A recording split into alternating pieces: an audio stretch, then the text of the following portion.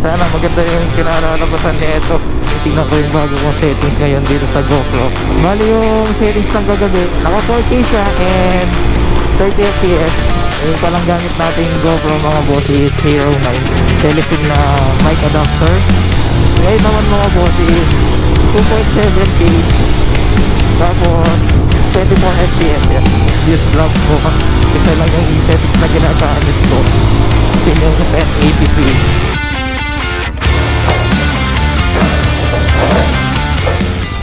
Okay, let's go.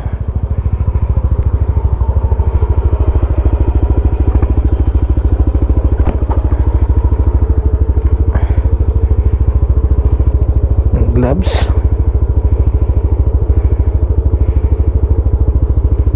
Parang ano ngayon, malamig mga boss. Goods, tara na.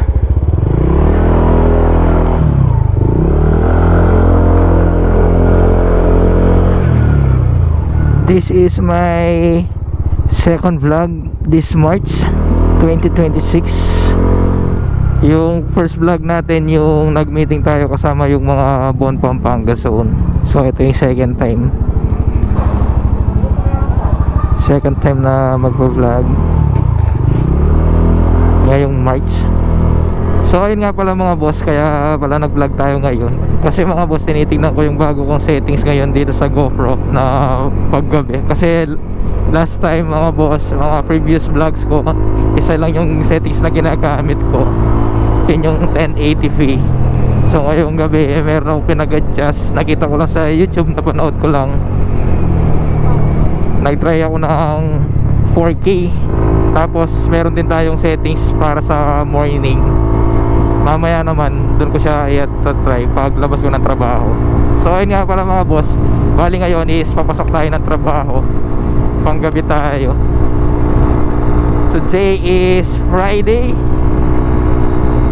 last duty ng graveyard. Tapos magde-day off na tayo. Sana maganda yung kinalalabasan nito. Nakita ko lang siya sa sa YouTube habang nag-scroll ako. So sabi ko, check ko na rin. Tignan natin yung mga quality, kung maganda yung output ng pinanggagawa ko sa GoPro ngayon. Ang oras ng pasok pala natin mga boss is 10 PM hanggang 6 AM ng umaga. So maaga pa naman, 9:14 pa lang. Magkano na yung doon, blue? 84 sa A, no? Bale, punta tayo ng ng Petron. Doon na ako magpapagas sa May Angeles. Full tank ko na tong NMAX 3 bar na lang siya para tuloy-tuloy na ako. Kasi tomorrow meron pa akong lakad para dire-diretso na ako. Yung palang gamit nating GoPro mga boss is Hero 9 din. Gumamit tayo ng Telesin na mic adapter. Then naglagay pa tayo ulit ng adapter na maliit para dun sa TRS to TRRS para sa mic. Kasi mga boss, kapag hindi ka gumamit ng adapter yung maliit, yung output ng sounds left lang yata yung uma-under nun, or right, ganun. Basta yung isa hindi siya uma-under. Kaya ginawa ko is naglagay tayo ng adapter ng TRS to TRRS para both left and right is gumagana siya.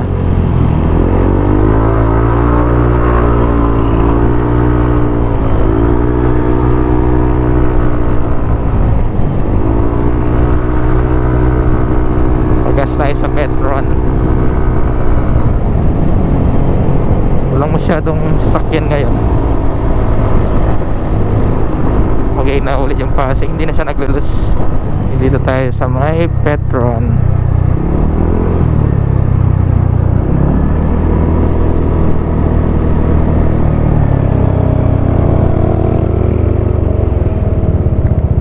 Magkano na yung nila ngayon dito? XCS 70 diesel, nasa 80 plus na. Siyempre sa XCS tayo. Oras pa lang 9:17, maaga pa. Dala ko rin naman yung mga extra battery ko. Magana naman yung GoPro. Ayan siya, umiilo. Hindi ko na inopen yung dito sa ano niya, sa harapan. Pwede naman siyang i-open kaso para hindi na nakasaya ng battery. Pinatay ko na lang siya. Pwede pala doon. Ba't dito pa ako pumila? Ay nako, jampong pinanggagawa mo sa buhay. Ayan, suot pala natin yung ano, balaklava ng elusive mga boss. Ayan siya. Dalawa yung balaklava natin ng elusive. Isang full, then half. Yung isa kulay red siya, then itong suot natin kulay black. Nasa 71% pa rin naman yung ano natin, battery ng GoPro. Umaabot kasi yung mga battery ng GoPro natin na 1 hour and 30 minutes lang. So kailangan talaga na dagdagan pa yung ating mga battery para sa ating pag-vlog. Full tank, premium.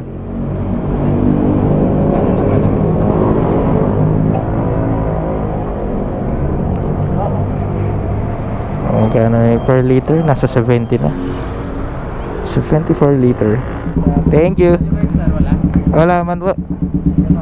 Thank you. Diba yung mga ibang gasolinahan, meron silang card and apps for mga ano, points, to earn points.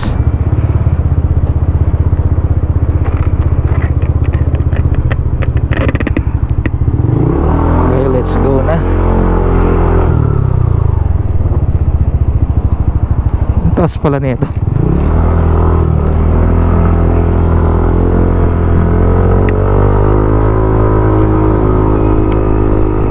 May checkpoint. Mayroon checkpoint.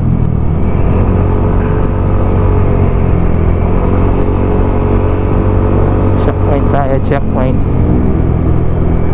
There's the checkpoint. Ano naman tayo ka na dyan? Kumpleto naman tayo. Sa pipe, hindi na mahigpit. Basta DTI approve yung mga pipe. Hindi na nila hinahanapan ng PMBIC at saka Certificate of Road Safety. Pero nung pahigpit ng pahigpit yung pipe, muntik ko pang napalagay yung stock pipe ko. Buti na lang naging okay na rin, no? At least naintindihan ng LTO yung mga hinaing ng mga motorcycle about sa aftermarket pipe. Lalo na tong JBT natin, naka version 3 ako, naka-adjust na siya ng half. Hindi ko siya pinol open para hindi siya masyadong balahaw sa daan. Goods naman.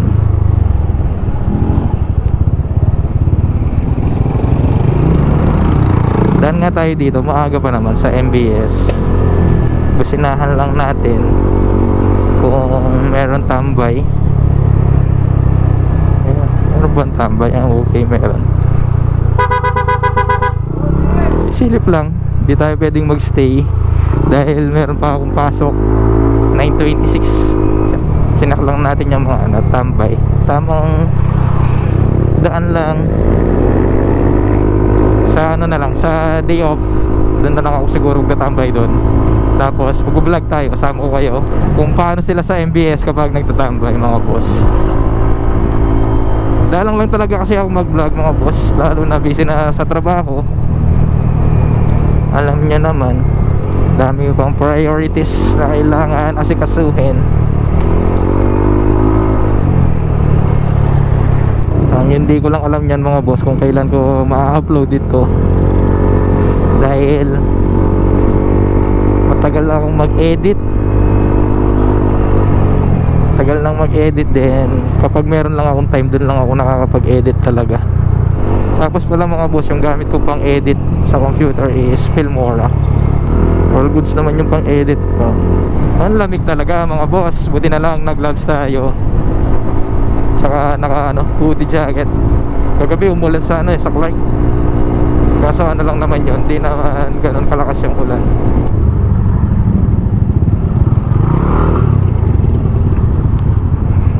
Makikiraan po.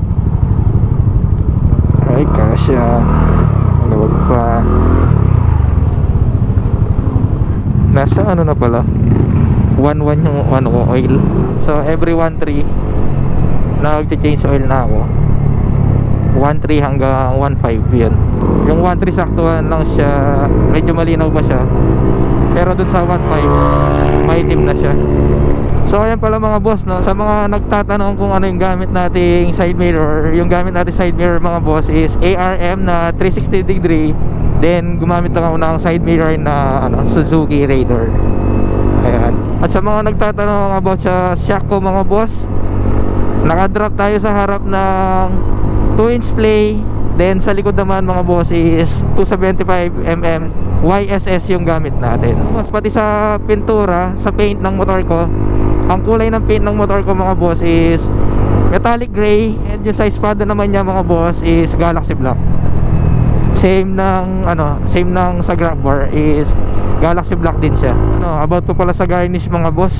Pagdating sa garnish mga boss, na-order yung mga garnish sa mga zone lead and vice lead ng Voice of NMAX. For lang kasi siya mga boss, for bond member. So kailangan mo talagang mag Voice of NMAX na member para makapag-order ka ng garnish. Yan, sabihan nyo lang yung zone lead and vice lead. Bali, tatlo yung pagkakaiba ng garnish. Yung unang garnish is aspirant, then pangalawang garnish is official member, tapos yung pangatlo yung mga admin na. Tapos pala meron po pala pang-apat yung lumabas na limited edition na garnish katulad na sa akin. Yung kasing sa akin mga boss, yung sa kabila niya is pang-admin na garnish. Then yung sa kabila na garnish is limited edition na linabas ng Voice of NMAX na garnish. Kapag in-order mo yung limited na garnish mga boss, fair talaga siya kung mabibili mo. So ganun na lang yung ginawa namin. Bumili si boss yan, nag-order siya, then kinuha ko yung isa. So ayan, nandito na tayo sa Friendship Gate.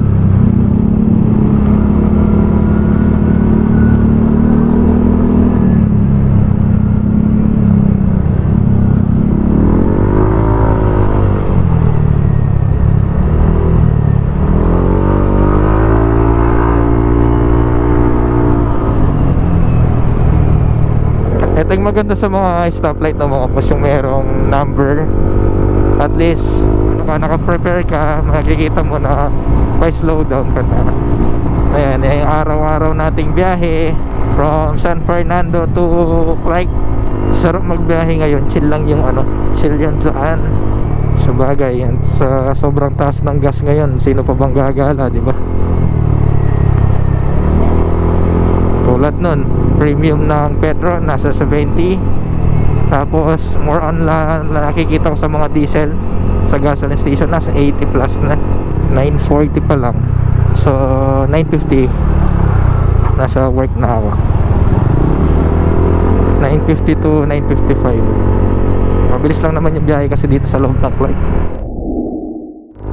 So ayan mga boss, bali nakaset na tayo ng settings sa GoPro. So ngayon check natin yung quality ng video kapag umaga.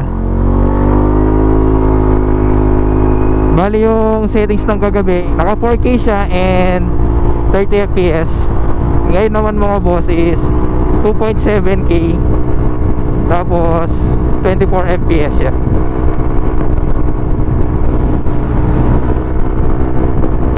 Halos ngayon ko lang kasi kinalkal tong GoPro, yung mga settings niya. Tagal ko na siyang ginagamit.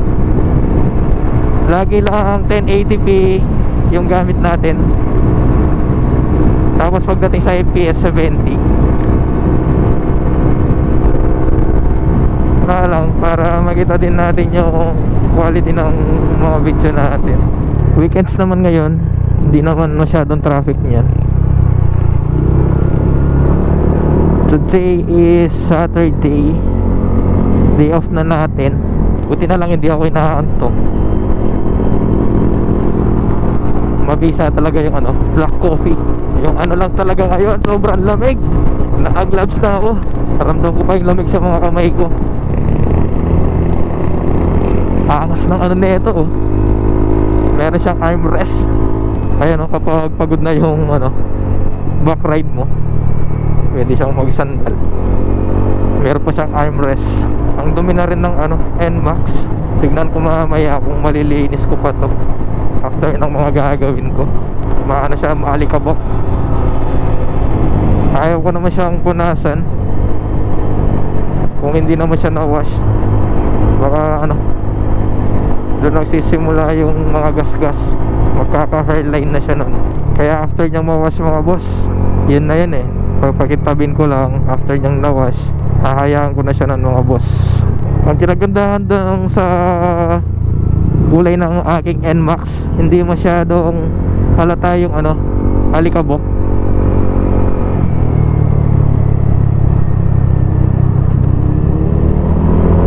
Kita lang siya sa mga, ayan, sa mga inner ko dahil kulay black siya. Kitang kita mo yung alikabok. Pero sa kulay ng fairings hindi naman siya. All goods naman. Hindi halata yung ano, alikabok.